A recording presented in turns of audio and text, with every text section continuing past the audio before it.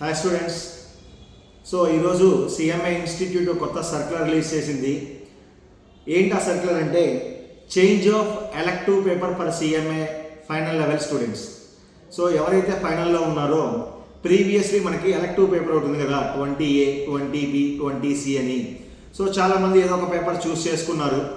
చాలామంది ఏంటంటే సార్ నేను 20A చూస్ చేసుకున్నాను 20Bకి వెళ్ళొచ్చా, లేదా 20C చూస్ చేసుకున్నాను 20Aకి వెళ్ళొచ్చా, ఇలా చాలామంది అడిగారు. So there is a no chance.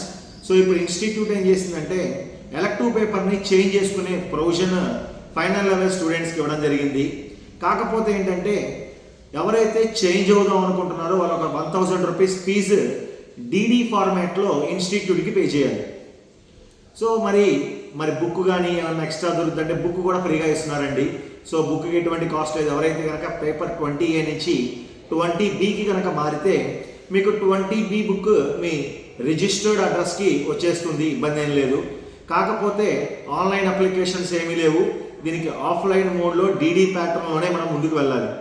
సరే ఎవరికి పే చేయాలి, ఎలా పే చేయాలి? ఎనీ నేషనలైజ్డ్ బ్యాంక్లోకి వెళ్ళి the institute of cost accountants of India payable at Kolkata so అని మనం డీడీ తీసుకోవాలి. 1000 రూపాయలు డీడీ తీసుకోవాలి.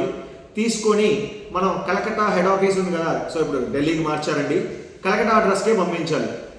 ఓకే, సో మీకు ఈ డిస్క్రిప్షన్ బాక్స్లో మీకు అడ్రస్ కూడా పెడతాను.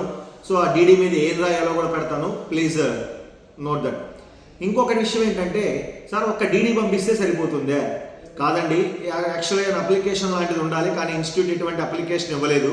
జస్ట్ ఒక పేపర్ మీద so to institute of cost accountants of India Kolkata, so ఇలా మనం మీ పేరు వివరాలన్నీ రాసి పేపర్ 20A నుంచి 20C అని 20C నుంచి 20B అని ఇలా మీరు రాసి సైన్ చేసి పంపించేయండి చాలు. ఇంకొక విషయం ఏంటంటే ఏదైతే డీడీ తీసుకున్నారో డీడీ బ్యాక్ సైడ్ మీ రిజిస్ట్రేషన్ నెంబరు, మీ పేరు, తర్వాత ఏ పేపర్ నుంచి ఏ పేపర్కి చేంజ్ చేస్తున్నారో కూడా రాయండి నాన్న.